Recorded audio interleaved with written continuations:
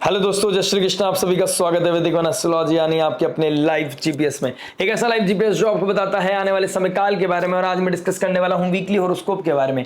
13 जुलाई से लेकर 20 जुलाई, स्कॉर्पियो लगन एंड मून साइन, वृश्चिक लगन, वृश्चिक चंद्र राशि अगर आपकी है तो आपके लिए बहुत इंपॉर्टेंट वीडियो होने वाली है, क्योंकि लगन का स्वामी सेम डिग्री पे आ रहा है केतु के साथ, यानी कि पूर्व फाल्गुनी नक्षत्र में केतु मंगल का एक साथ आना आपके जीवन को एक ट्रांसफॉर्मेशन की तरफ लेके जा रहा है। कुछ ऐसी चीजें, कुछ ऐसी परीक्षा आपके सामने है जिसमें आप दिमाग भी लगा रहे हो, इमोशंस भी लगा रहे हो, समझ नहीं आ रहा है। वो बेबसी वाला जो वर्ड है ना, वो आपके लिए परफेक्ट बैठ रहा है। और इस बेबसी में गलतियां करने के चांसेस बहुत ज्यादा प्रोमिनेंट दिखाई दे रहे हैं। तो आपको बहुत संभल कर, समझ कर चीजें करने की जरूरत है। और कहां पर दिक्कत परेशानी आ सकती है उसको हम डिस्कस करते हुए नजर आएंगे। ये वीक आपको कहां पर टेस्ट करने वाला है। और चंद्रमा जो आपके भाग्य का मालिक है वो कालसर्प योग बनाएगा, यानी कि अब राहु केतु के साथ युति बनाकर उनके सब राहु केतु के एक्सिस में आ रहे हैं, यानी कि एक तरफ राहु है और एक तरफ केतु है, और सारे प्लैनेट एक साथ राहु केतु के एक्सिस में आना, यानी कि एक कालसर्प योग ट्रिगर कर रहा है। आपके जीवन में कैसे इंपैक्ट डालेगा। और उधर मरकरी जो 8th लॉर्ड है उनका रेट्रोग्रेड हो जाना भाग्य स्थान में, और जो शनि पनौती बनाकर जो रेट्रोग्रेड हो रहे हैं 5th हाउस में, ये क्या इंपैक्ट लेके आएंगे सबके बारे में डिस्कस करेंगे। ये वीक बहुत इंपॉर्टेंट है, जहां पर बहुत सारे अलाइनमेंट ऐसे बन रहे हैं जहां पर आपको बहुत मेजर डिसीजन लेना है, जहां पर आपके अंदर रेस्टलेसनेस आएगी, आपका स्पिरिचुअल बस्ट आउट होता हुआ नजर आ रहा है, यानी कि एक फेथ, होप के ऊपर क्वेश्चन मार्क आना, अपने भगवान के ऊपर, ईश्वर के ऊपर, परमात्मा के ऊपर क्वेश्चन मार्क करना कि आप हो या नहीं हो। ये सिचुएशन कहीं ना कहीं दिखाई दे रही है। आपके कॉन्शियस माइंड में कोई ना कोई प्रेशर, कोई ना कोई रेस्ट्रिक्शन, कोई ना कोई ऐसी स्थिति में हो आप चाहते हो कि मैं चीजों को बदल दूं, लेकिन सिचुएशन कहीं ना कहीं रेस्ट्रिक्शन मांग रही है, रीशेप करने के लिए मांग रही है। आपको ऑडिट करना पड़ेगा, रीलर्न करना पड़ेगा, रीथिंक करना पड़ेगा। ये देखना पड़ेगा आपके लिए क्या सही है क्या गलत है, फ्यूचर के लिए, भविष्य के लिए क्या सही है क्या गलत है। आप जो ऑटो पायलट मोड पे चल रहे थे, जो फ्लो के साथ आप बह रहे थे, मतलब बिना झिझक, बिना सोचे समझे, जो चला जाता हूं मैं तेरी धुन में, मतलब वाली चीज है ना, जो अपनी ही धुन में आप चल रहे थे, आपको समझ नहीं थी कि आप क्या कर्म अलाइनमेंट कर रहे हैं। लेकिन वो जब कर्म आपके सामने आ रहे हैं तो आपको बहुत तकलीफ से गुजर रहे हैं। स्पेशली उन लोगों के लिए बात करूं तो जो अभी तक वृश्चिक राशि की ढैया से गुजर रहे थे, और अब उनके लाइफ में ऐसे अलाइनमेंट बने हैं कि अब आपकी लाइफ में नहीं, आपके अपनों की लाइफ में कुछ ऐसी स्थिति बन गई है। तो आपको समझ से, जो समझ ना चाहते हो लेकिन समझ नहीं आ रही है, वो स्थिति आपको परेशान कर रही है। तो चलिए और ज्यादा डेप्थ में जाते हैं, समझने की कोशिश करते हैं। शनि वक्री होना, सूर्य का कर्क राशि में जाना, यानी कि इमोशंस के साइन में जाना, आपके ऊपर क्या इंपैक्ट लेके आएगा, जो नेम फेम आइडेंटिटी को दिखाता है। उधर लगन का स्वामी नेम फेम आइडेंटिटी के घर में बैठा है, वो ट्रांसफॉर्मेशन की जरूरत है। तो बहुत मेजर लेवल पे ट्रांसफॉर्मेशन बहुत ज्यादा विजिबल है। आप कैसे हैंडल करेंगे, क्या करना चाहिए, क्या क्या हो सकता है, क्या होने वाला है, सबको डिस्कस करेंगे। Love, marriage, job, business, health, student life के बारे में बात करेंगे इन दी एंड उस रेमेडी के बारे में जो हो सकती है आपके लिए रामबाण। और रामबाण में जो पॉजिटिविटी को मैक्सिमाइज करे, नेगेटिविटी को मिनिमाइज करे, लाइफ में लेके आए पीस, हैप्पीनेस एंड अबंडेंस। तो चलिए शुरुआत करते हैं without wasting any time love से। लव की बात करूंगा तो 5th हाउस में बैठे हैं शनिदेव। शनिदेव एक वो ग्रह हैं जो रेस्ट्रिक्शन लेके आते हैं। वो आपको इतनी रेस्ट्रिक्शन देते हैं कि आपको प्योरिटी की तरफ लेके चले जाते हैं। आप इतने गोते खाओगे, इतनी बार मिक्सी में ग्राइंड होते हुए नजर आओगे कि आपके पास जो बचेगा इन दी एंड वो बचेगी प्योरिटी। यानी कि लव रिलेशनशिप के मामले में इस समय जो रियल है वही आपके साथ रुकेगा, जो फेक है वो आपकी लाइफ से जाता हुआ नजर आ रहा है।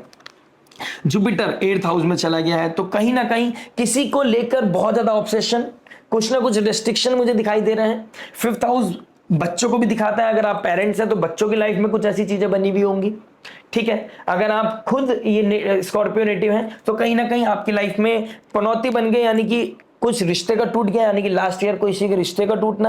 अब आपकी लाइफ में वो अकेलापन, लोनलीनेस आपको परेशान कर रहा है, आपके अंदर वो बेचैनी लेके आया हुआ है। और अगर आप किसी तरह के रिलेशनशिप में हो तो उसको लेके ऑब्सेसिव होना।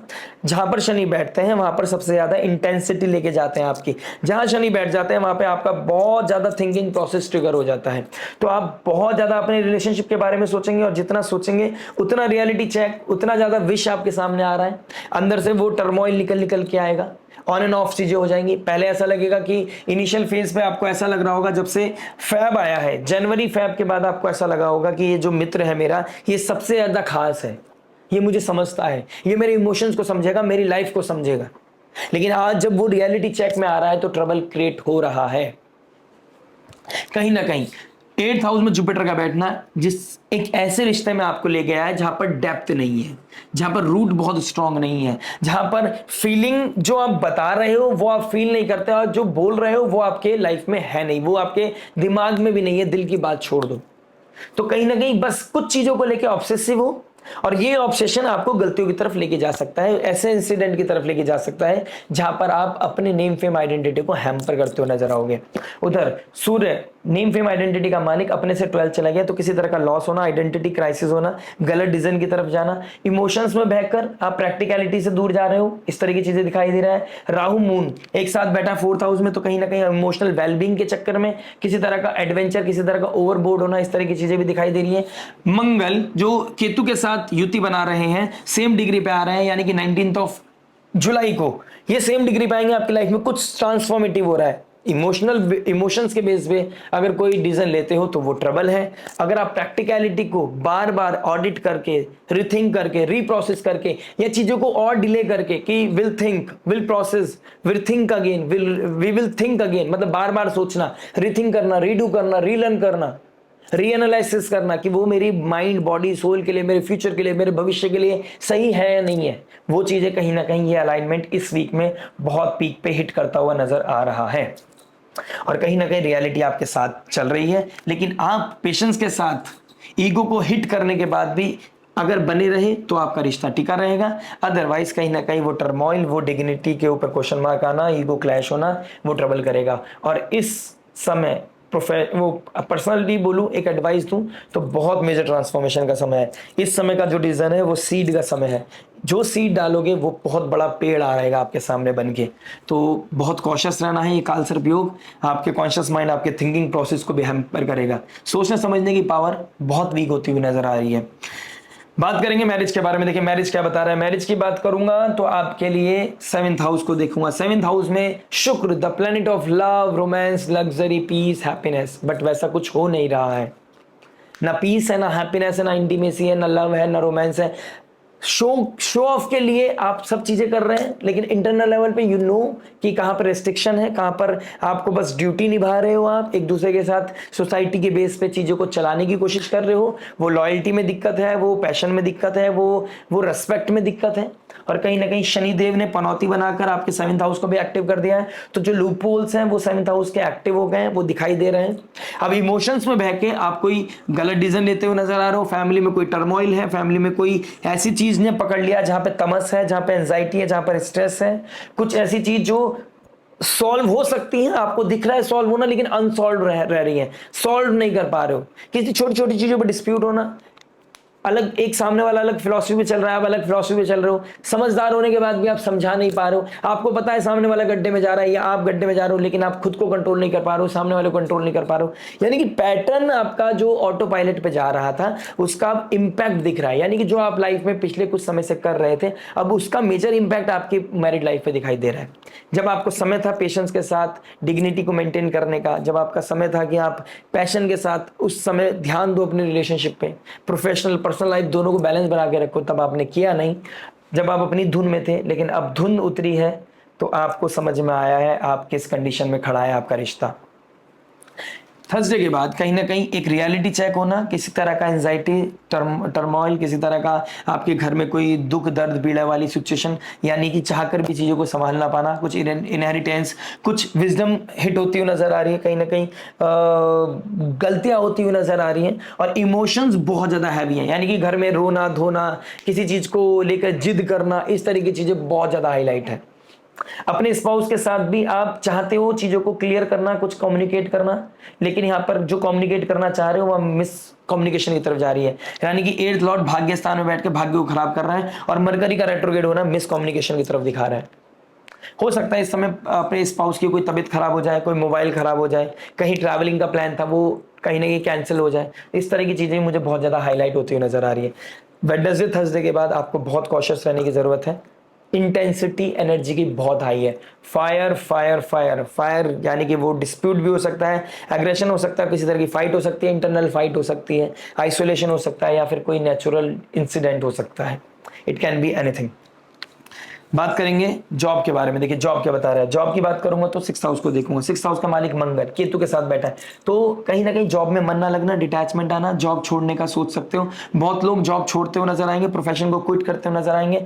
लेकिन जिनका मंगल और सूर्य बहुत अच्छी डिग्निटी पे है, लगन का स्वामी बहुत अच्छी पोजीशन में, आपके नेटल चार्ट की बात कर रहा हूँ, और दशा भी बहुत फेवरेबल चल रही है, उनके लिए कोई ना कोई मेजर अपॉर्चुनिटीज मुझे दिखाई दे रही है। गवर्नमेंट जॉब दिखाई दे रही है, गवर्नमेंट से कनेक्शन बिल्डअप होता हुआ नजर आ रहा है। अच्छा अपना स्टार्टअप कोई नया इनिशिएट करना, कुछ नए स्टार्टअप में अपना जॉब लगना, इस तरह की चीजें बहुत मुझे मेजर दिखाई दे रही है। ये सब में मेहनत करने का है, एक अच्छा विजन देखने का है। जितना आप ब्रॉड सोच सकते हो, जितना आज से 4 से 5 साल के बारे में सोच सकते हो, उतना अच्छा है आपके लिए। अगर आप वीक पड़ गए, आपका कॉन्शियसनेस वीक पड़ गया और जो पड़ता हुआ नजर आ रहा है, तो आपके लिए ट्रबल हो सकता है। प्लान बी के होने के बजाय प्लान ए को छोड़ना आपके लिए खतरे की घंटी बजा रहा है, और गलतियां होने की चांसेस बहुत ज्यादा प्रोमिनेंट है। आफ्टर वेडनेसडे आप कोई गलती करते हो नजर आ रहे हो, किसी ऑब्सेशन में आप गलती करते हो नजर आ रहे हो, और वो जब हिट करेगी आपको फ्राइडे के आसपास, तब आपको पता लगेगा कि आपने कितनी बड़ी गलती कर दी है। छोटी छोटी चीजों को लेकर डिस्प्यूट नहीं करना है, ना पर्सनल लाइफ में ना प्रोफेशनल लाइफ में। इस समय जितना हो सके संयम करके, अपने आप को ग्राउंडेड फील कराकर, ईगो को बैलेंस करके, जितना शांति के साथ ये समय निकाल सकते हैं उतना बेहतर है। अथॉरिटी के साथ डिस्प्यूट होना, कोई इमोशनल टॉक्स होना, किसी ने आपकी आइडेंटिटी, आपके वर्चस्व, आपके सेल्फ रिस्पेक्ट को टच कर दिया और आपने जॉब छोड़ दिया, कटैक। अब यहां पर देखिए, इस पे कोई डिस्प्यूट नहीं है, इस पे कोई आर्ग्यूमेंट नहीं है। अगर ऐसा होता है तो ये आपकी चॉइस है। मेरा काम है आपको समझाना, गाइड करना। फ्री विल आपकी है, लाइफ आपकी है, आपको फिगर आउट करना है आपके लिए क्या सही है क्या गलत। बिकॉज आपका चार्ट मेरे हाथ में नहीं है, ये पोजीशन जो है वो ट्रांजिट की पोजीशन है, मैं आपको वो चीज कम्युनिकेट कर रहा हूं, दैट्स इट। बिजनेस के बारे में बात करते हैं। देखिए बिजनेस की बात करूंगा तो केतु मंगल, बिजनेस का एक पीक मूवमेंट आ चुका है। अगर आप अब अपने बिजनेस को लेकर सीरियस नहीं हुए तो ट्रबल बढ़ता हुआ नजर आएगा। आमदनी, अठन्नी, खर्चा, रुपया वाली पोजीशन होना, अपने टीम की तरफ से ही धोखा मिलना, अपने वर्कर्स की तरफ से कोई धोखा मिलना, कोई फायर इवेंट होना घर में, या घर में कोई क्योस चल रहा है उसका इंपैक्ट प्रोफेशन में दिख रहा है। अपनी फैमिली में चीज अलाइनमेंट नहीं है तो प्रोफेशन में भी अलाइनमेंट नहीं बन रही है।